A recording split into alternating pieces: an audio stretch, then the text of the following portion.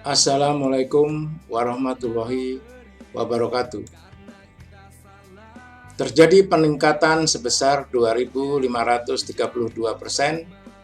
dari 143 menjadi 3.622 kejadian bencana di Indonesia dari tahun 2002 sampai tahun 2019. Ini disebabkan karena salah kebijakan dalam mengatasi bencana banjir, yaitu dengan sistem drainase konvensional atau membuang hujan. Solusi banjir di Indonesia yang saya usulkan berdasarkan surat Kitab Suci Al-Quran, surat Ar-Ra'd ayat 17. Saya akan buktikan dengan kebenaran yang sangat mutlak dari ayat-ayat qauliyah atau firman Allah dengan cara mensinkronkan dengan ayat-ayat kauniyah atau peristiwa alam.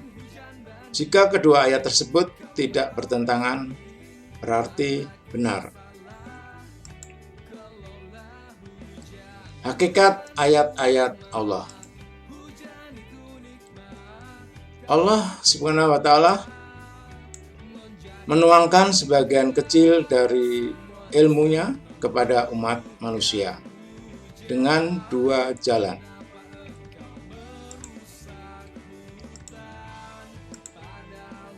Pertama, jalan resmi yaitu dalam jalur wahyu melalui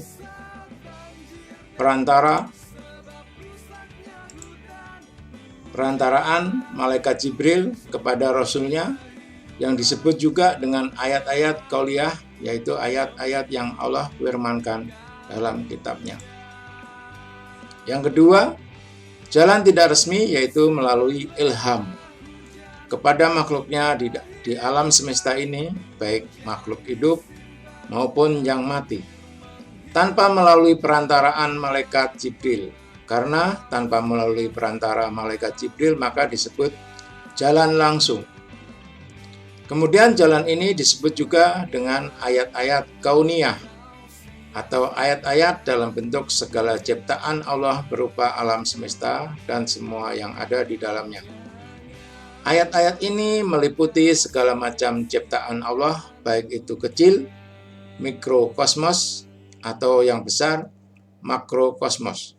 Kemudian jalan ini disebut juga ayat-ayat kauniyah.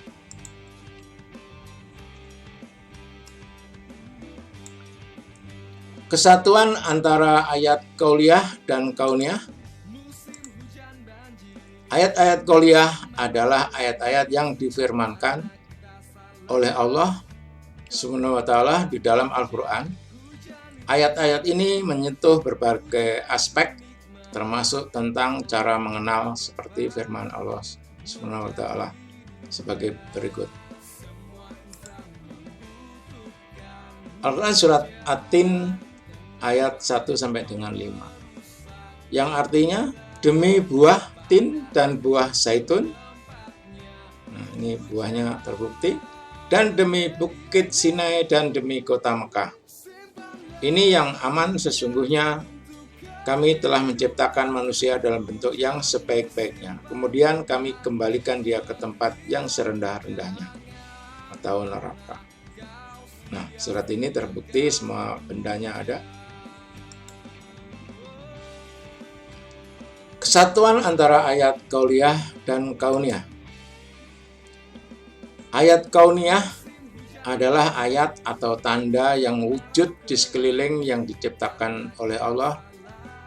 Ayat-ayat ini adalah dalam bentuk benda, kejadian, peristiwa, dan sebagainya yang ada di dalam alam ini. Oleh karena alam ini hanya mampu dilaksanakan oleh Allah dengan segala sistem dan peraturannya yang unik, maka ia menjadi tanda kehebatan dan keagungan penciptanya. Seperti firman Allah dalam Al-Quran surat Nuh ayat 53, yang artinya kami akan memperlihatkan kepada mereka tanda-tanda kekuasaan kami di segala wilayah bumi dan pada diri mereka sendiri, hingga jelas bagi mereka bahwa Al-Quran itu adalah benar. Tiadakah cukup bahwa sesungguhnya Tuhanmu menjadi saksi atas segala sesuatu. Nah, ini bumi di angkasa. Ini kelebihan dalam tubuh kita. Interkoneksi dalam memahami ayat Qauliyah dan Kauniyah. Ini saling koneksi, saling korelasi.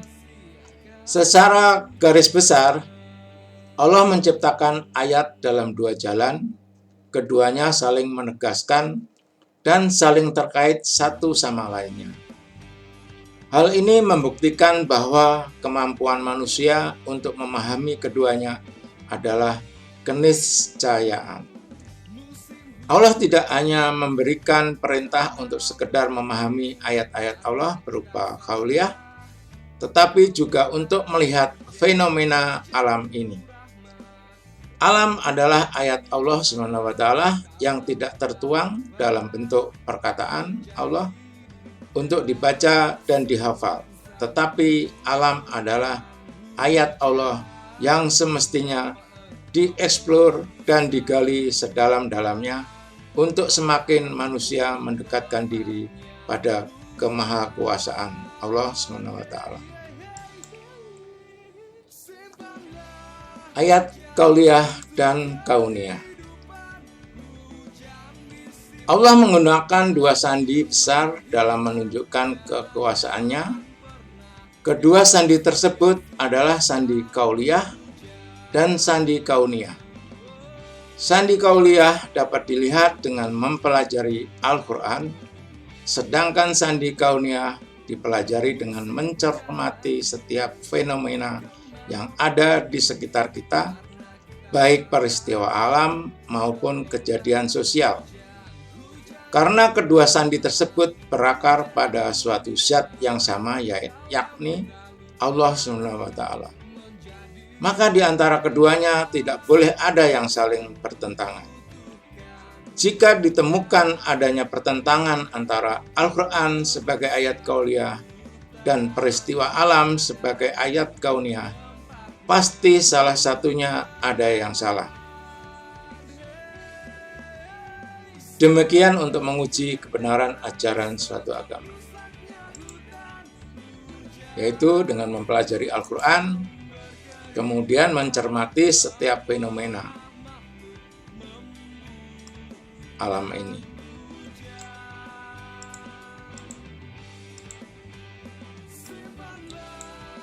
Al-Quran harus sinkron dengan peristiwa alam. Firman Allah harus sinkron dengan ilmu ilmiah dan tidak boleh ada yang bertentangan maknanya. Antara qauliyah dan kauniyah maknanya harus sinkron atau tidak boleh bertentangan. Allah menciptakan langit dan bumi ini berikut hukum-hukumnya. Dalam hal ini Allah memberi petunjuknya melalui kitab suci Al-Quran atau ayat qauliyah dan ayat-ayat yang terhampar di muka bumi ini dengan segala kejadiannya, termasuk turunnya hujan.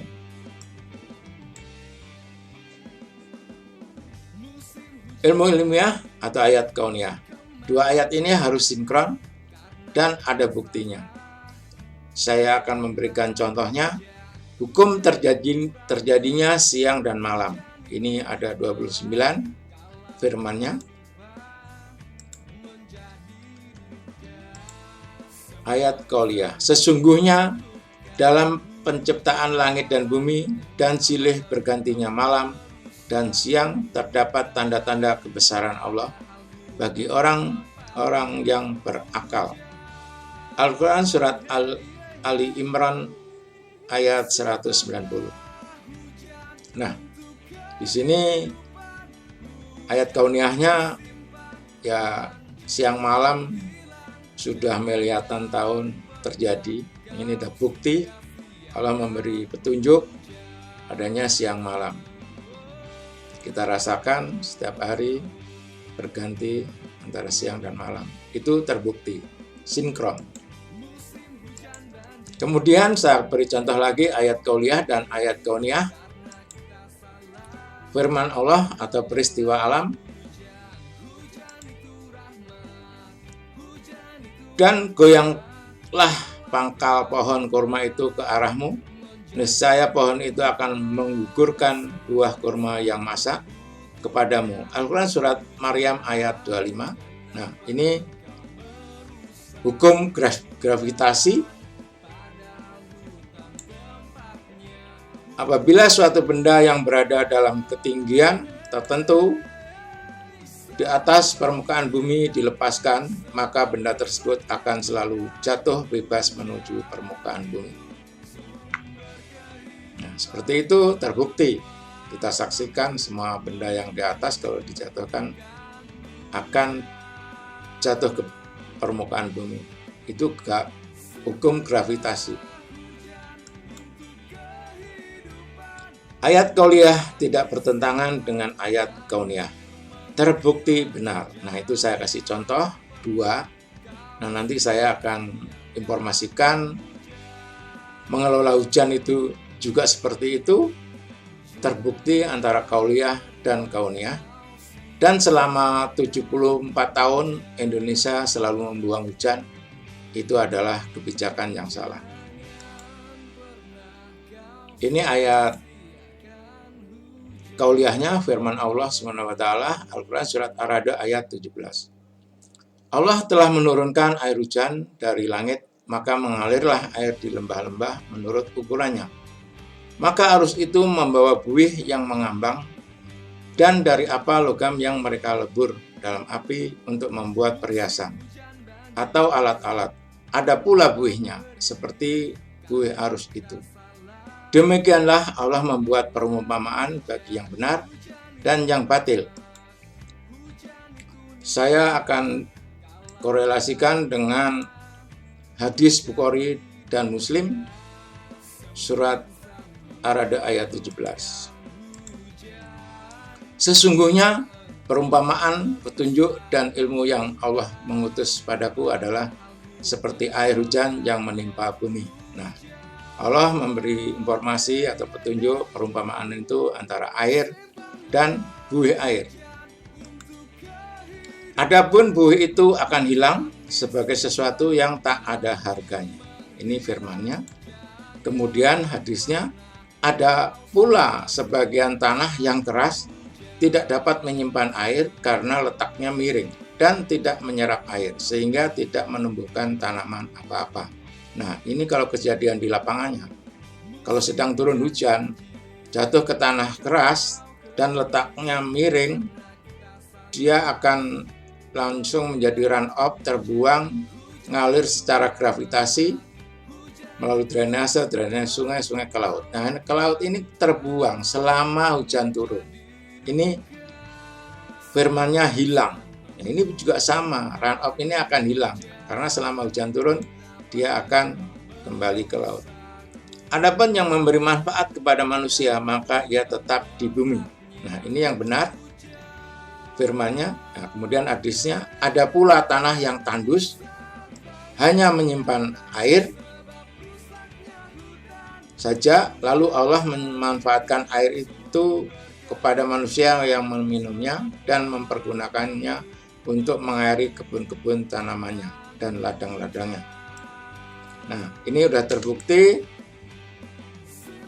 yang benar bermanfaat kepada manusia, maka ia tetap di bumi. Artinya ini menyimpan, meresap, infiltrasi. Kalau infiltrasi, air itu akan menetap di bumi. Ini distribusi hujan di bumi, ini ayat kauniyah atau ilmu hidrologi.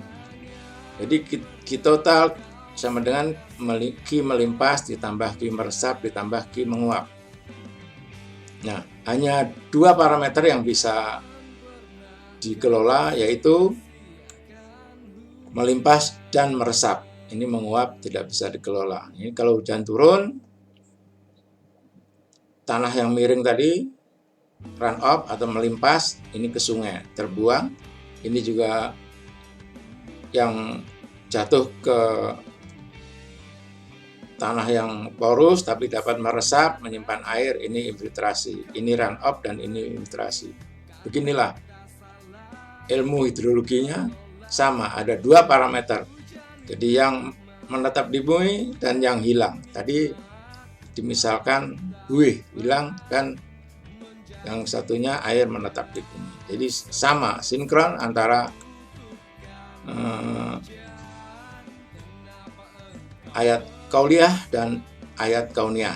Jadi Al-Quran dengan ilmu ilmiah. Membuang hujan perbuatan batil dalam surat Al-Arad, menyimpan hujan perbuatan benar. Sama-sama ini ilmu hidrologi, meresap, ini terbuang, ayatnya hilang dan menetap di bumi. Nah, ini saya buatkan tabel yang bisa dipahami secara gampang. Ini dasar hukumnya, ini batil atau yang salah, ini yang hak dan yang benar. Karena ini semuanya hukum yang telah diinformasikan dan telah ditetapkan berlaku otomatis di dalam langit dan bumi ini, yaitu ayat kauliyah firman Allah surat Ar-Ra'd ayat 17. Ini bunyinya yang tadi sudah saya sebutkan, mungkin nggak usah saya ulang lagi, tapi intinya ini hilang, batil, ini yang salah. Nah, ini yang benarnya menetap di bumi. Sudah saya jelaskan. Ini saya akan buat tabel supaya lebih jelas. Ini hadis Nabi surat Ar-Ra'd ayat 17. Tadi sudah saya bacakan. Ini yang tanah keras, letaknya miring. Kemudian ini tanah yang bisa menyimpan air saja. Sama, ini yang benar. Ini yang terbuang. Surat Al-Quran atau ayat kauliyah dengan hadis jelas. Sama, maknanya sama. Kemudian ayat kauliyah firman Allah surat Ibrahim. Kalau tadi surat Ar-Ra'd itu benar dan salah, atau batil dan hak. Kalau ini peringatan. Jadi firman Allah surat Ibrahim ayat 7. Jadi, dan kami, jika kamu mengingkari nikmatku, maka sesungguhnya azabku sangat pedih. Ini Ibrahim ayat 7. Jadi sama, ini jadi kalau diingkari hujan itu dibuang akan mendapat musibah atau banjir. Ini di sini azab. Tapi kalau kita mensyukuri nikmat Allah, ini peringatan ini di Ibrahim ini, nikmatnya akan pasti kami akan menambah nikmat kepadamu. Jadi ini kalau kita mensyukuri nikmat Allah, jadi disimpan, hujan itu disimpan. Ini sesungguhnya jika kamu mensyukuri, pasti kami akan menambah nikmat kepadamu. Dan mensyukuri nikmat akan ditambah. Jadi sinkron ini antara dua ayat kauliyah dengan hadis sudah jelas sama. Nah, kemudian saya sinkronkan lagi tadi dengan ayat kauniyah peristiwa alam hidrologi, sama tadi. Yang ini terbuang jadi run off, langsung kebuang ke laut. Yang ini yang bisa meresap infiltrasi tersimpan di bumi, tetap di bumi. Kemudian saya sinkronkan dengan Permen PU nomor 12 /PRT /M 2014.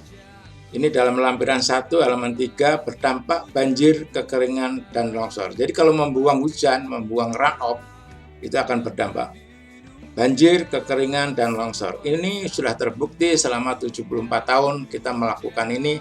Ternyata tadi di depan saya jelaskan banjir semakin meningkat. Padahal setiap tahun diatasi atau ditanggulangi, tetapi mengapa banjir meningkat? Ya karena justru cara menanggulanginya tadi membuat atau berdampak banjir, kekeringan, dan longsor. Nah, ini juga sama di Permen PU lampiran 1 halaman 4, meresap ke tanah, sifatnya mutlak. Nah, mutlak ini tidak boleh ditawar-tawar. Tapi memang ini kebenaran.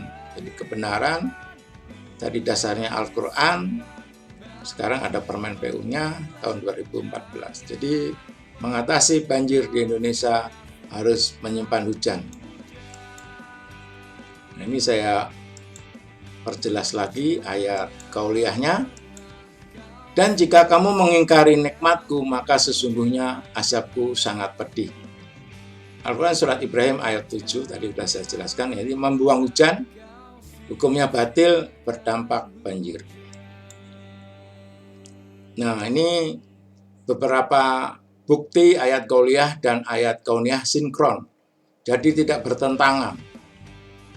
Dia ada teori Big Bang, penciptaan bumi dan langit, siang dan malam, kekuasaan Allah, kesempurnaan di alam semesta, hukum gravitasi, hukum sebab akibat, iklim, matahari, garis edarnya masing-masing, 7 langit, lapis, gunung, mencegah gempa bumi, kulit sebagai perasa. Nah, ini ada 47 ini yang baru saya sampaikan. Sebetulnya ilmu Allah tidak terhingga, tapi oleh beberapa ya sudah terbukti. Nah, ini saya mendapatkan 47 ini cara mengenal, prediksi Al-Quran tentang Fir'aun, penentuan jenis kelamin, asal mula besi, relativitas waktu, membelah laut, bahtera kapal Nabi Nuh, manusia dari satu sperma, segala sesuatu berpasangan, tumbuhan bertasbih, fenomena hujan darah. Nah, ini tidak saya tampilkan semua, tapi semuanya ada 47. Itu terbukti. Jadi jelas bahwa mengelola hujan itu harus disimpan dengan seperti ini: memperbesar resapan infiltrasi, yaitu pemulihan hutan atau das, dan membangun hutan dalam rangka pemulihan das. Kemudian pengendalian run off. Jadi run off jangan dibuang, tapi dikendalikan dengan beberapa metode ini. Tidak usah saya bacakan, mungkin mengikat waktu, udah sering saya sampaikan.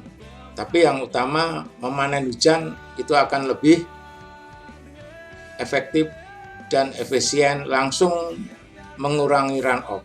Nah, seperti ini, memanen hujan dari atap, seluruh atap di Indonesia, masyarakat, kantor pemerintah, kantor swasta, semuanya lah. Jadi harus ditangkap, itu akan berdampak sangat drastis, karena itulah yang membuat banjir selama ini run off dibiarkan mengalir di sungai. Tapi kalau kita tangkap, kita manfaatkan, air itu dipanen dari atap, seluruh atap di Indonesia. Seperti ini.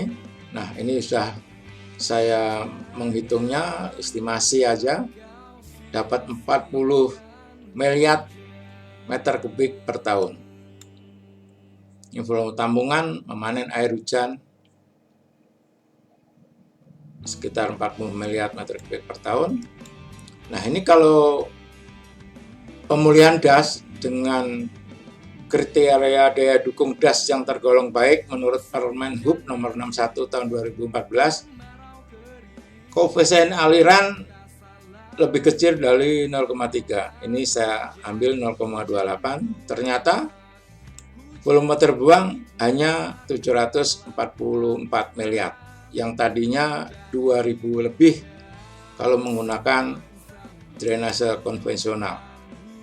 Jadi pemulihan das dengan kriteria Permen Hub, ini yang terbuang air hujan yang tersimpan menjadi 1.420 miliar meter kubik per tahun.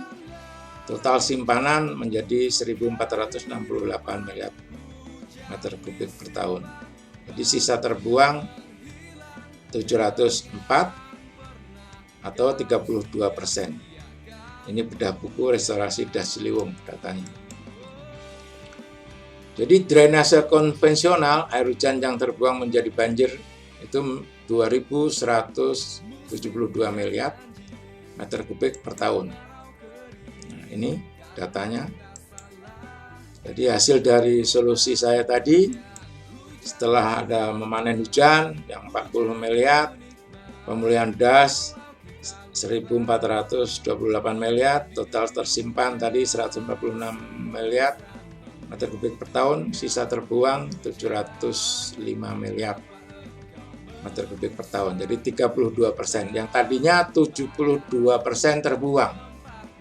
Jadi menggunakan drainase konvensional yang sudah kita lalui 74 tahun yang lalu itu, air hujan selalu terbuang 72%. Tapi kalau kita menyimpan air hujan, atau hujan harus disimpan dengan aktivitas seperti ini, jadi akhirnya yang terbuang menjadi 32%. Jadi terdapat penurunan. Jadi kriteria DAS tergolong baik sesuai Permenhub nomor 61/2024. Nah, inilah yang saya usulkan untuk penanggulangan bencana banjir, kekeringan, dan tanah longsor di Indonesia. Insya Allah setelah ada video saya ini di tahun 2021 dan selanjutnya bisa dilakukan perubahan, mungkin Inpres atau Perpres untuk memanen hujan di seluruh Indonesia, karena selama ini daerah, kabupaten maupun wali kota atau provinsi masih membuang hujan, masih menggunakan drainase konvensional di tahun 2020 ini.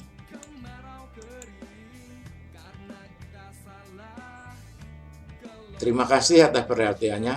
Jika ada kalimat yang tidak berkenan, saya mohon maaf. Billahi taufik wal hidayah. Wassalamualaikum warahmatullahi wabarakatuh.